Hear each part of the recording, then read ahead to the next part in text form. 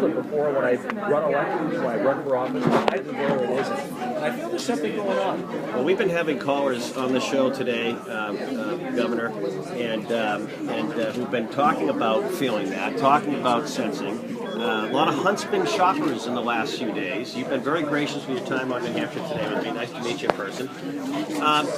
What do you feel? What do you feel you have to do out of New Hampshire to move on? And do you think you're going to get what you need out of the state today?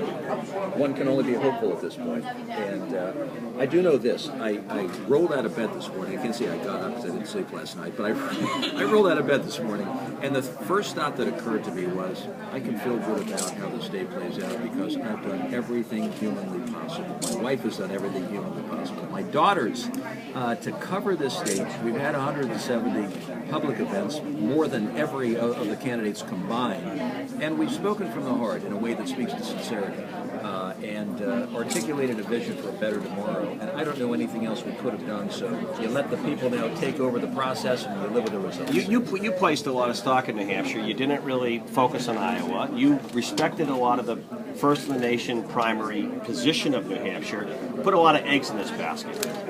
I have to ask, because I think you're going to do better than the pundits think. I just get this feeling that New Hampshire doesn't like to be told how to vote. They've been hearing that Mitt Romney's been holding a firm lead. I've been through too many of these, Governor, and there's always a surprise. And you may be one of the surprises that lives to be another day. We just had a good friend of Bill Clinton remembering he had 3% recognition when he started in New Hampshire, and he declared himself to come back in. Who knows where it's going to end up? But could you have done more while people were focusing on Iowa? Could you have either spent more on the paid side to distinguish the Huntsman message more or not? You know, you look back and I guess there are 100 different things you could have done, but nothing stands out as something that really is going to keep me up at night going forward.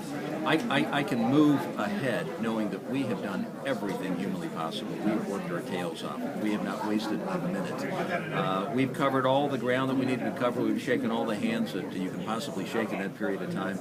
So I'm very, very confident that it's all going to turn into something. I can't quantify that exactly. We'll learn that in a couple of hours. But I'm feeling really good about what we said. What could that something be? If you come out of New Hampshire with a strong showing, which looks like you might have, you did not play in Iowa, and now you come out of New Hampshire with a strong showing, but you have to go to South Carolina, where the polls indicate that you're a little bit lower than most of the other candidates, at least the Romneys and the Santorums of the world. How do you put together an organization that quickly to be competitive by the 21st in South Carolina? We've got to make the market work. So Santorum was at Zippo in South Carolina about a week ago. He was at Zippo in Iowa about a week and a half ago. These markets move very quickly. When the voters coalesce around someone they like, whose message they can relate to, the market moves very, very quickly. So if we come out of New Hampshire with a head of steam, we prove the point of electability by bringing Republicans and independents together, because that's what you're going to need to beat Barack Obama. Then those in South Carolina are going to say, wow, something is happening here. We're being sent a message from New Hampshire, and that's going to flip the market. One of the sparks in this process was recently on Sunday morning between you and Mitt Romney about your service to the country for President Obama as ambassador to China. And you took a very personal position about serving the country, and Mitt Romney came back with his answer about, well, you know, you're either a Republican or not. Former Governor Jon Huntsman was just sitting here about an hour ago, and he blasted you somewhat on saying Google Huntsman Obama letters, sort of the same attack. Is that what they are trying to get out to hurt you as we get to the finish line here? You know, it's sad with a distinguished record like Mr. Sununu has, and he would be stooping to these levels. Truly pathetic. But that's okay. You know, all of these high-priced establishment surrogates who have been sent around the state by Mr. Romney, nobody cares. You know, they bring in the big guy from New Jersey, you bring in the governor here, and they all kind of go around and speak their piece. I have 3 daughters out there, and they are kicking the fannies of every one of these high-priced establishments. I saw you on CNN with your daughters, and I think I said to you on my show earlier, if you wanted to get that male vote, they're a beautiful family, and I saw your wife here yesterday with you, and you guys have put a lot into it. Brad Carter, what do you have to wrap up? Well, picking up on that real quick, Judd Gregg was appointed appointed to the cabinet by President Obama and then declined. He said that he could not serve with this president, and he thought. And the union leader pointed that out today, Joe McQuaid, about Judd Gregg. But you decided to go to China as the ambassador, and I do commend your service, and you've been a great governor, and I think everybody who looked at your record will say that. But is that fair criticism? This is a primary, it's not a general election, and I think that candidates are looking, wondering how you separate yourself from President Obama. So how can you separate yourself from President Obama effectively?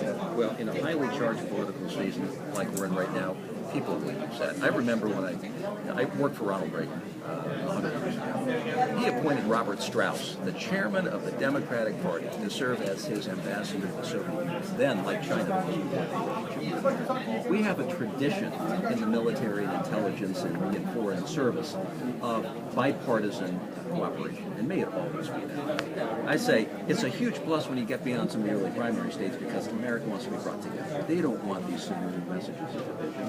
They like that.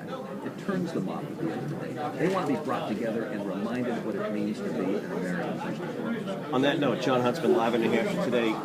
Governor, I had said to Mr. Santorum, who was here just a few moments ago live, that one reason why I think this primary up until today has been a little sleepier than past primaries here in New Hampshire has been that I think regardless of Democrat, Republican, Independent, people are kind of not upbeat about America. People are just down on politics. They're down on Congress. They're down on the negative. They're tired of the economy being in the news. People are just not fired up. They don't feel good about something. Do you sense that? Or I do.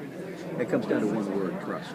Because we no longer trust our elected officials, no longer trust our institutions and talent. We have a confidence crisis in this country right now.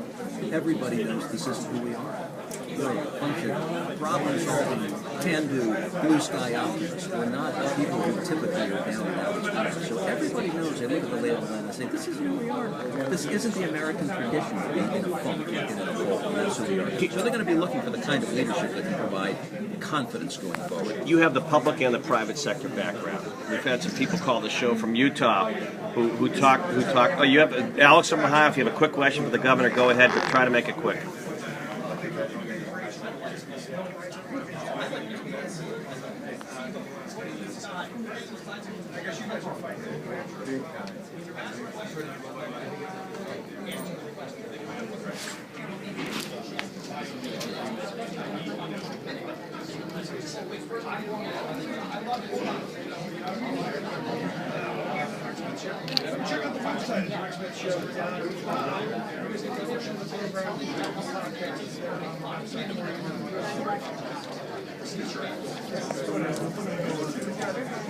What?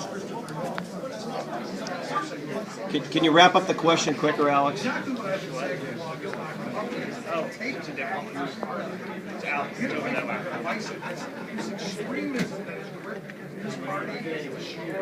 Thank you, Alex. Governor? It's a large piece of legislation, a lot of defense funding in it, and it goes through a lot of iterations of compromise. So you got to say, the President signed it, the Republicans came together on it. I don't know the full content of it. My bias is toward protecting the liberties of prisoners. It always will be. No torture, due process, and habeas corpus. That's who I am. Thank you, Alex. Before we let you go, Governor, you have the public and private sector background, and we've had callers who, when you were governor, talking favorably about your governorship. You've also served as president. One of you is going to take on Mr. Obama. He's unchallenged here in New Hampshire and on the ballot. Is it fair to say that this president is anti-small business, anti-business, that you have both more of the private sector background more than President Obama, or is that unfair? Do you feel this president is not a friend of business and more a friend of government, or is that... I think it's absolutely correct.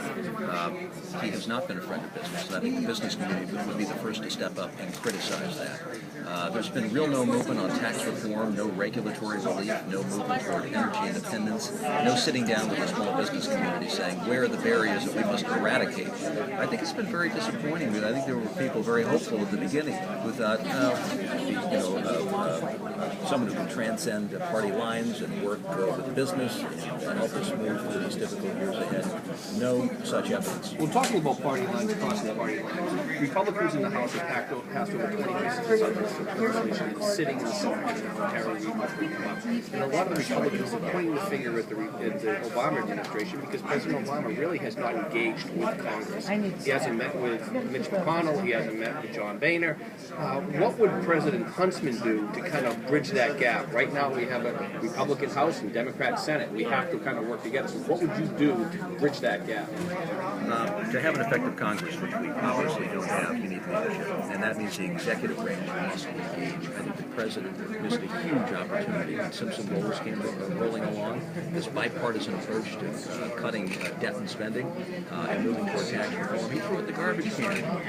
It was a plan that he could have taken up to Capitol Hill and said, this is our plan, we're moving forward. It's not a perfect outcome, but this is good for the American people, and let's see what we can do. Jon Huntsman, thank you so much. You've been very gracious with your time on my program, New Hampshire Today. Is Huntsman going to be in the top 3 tonight? Well, wait and see. I don't like to jinx myself by making any predictions like that, but we have worked hard, and I'm comforted with that thought, and because of that, I can live with any outcome. Thank you very much, Governor. Good luck to you. Great to see you. Thank you. All right.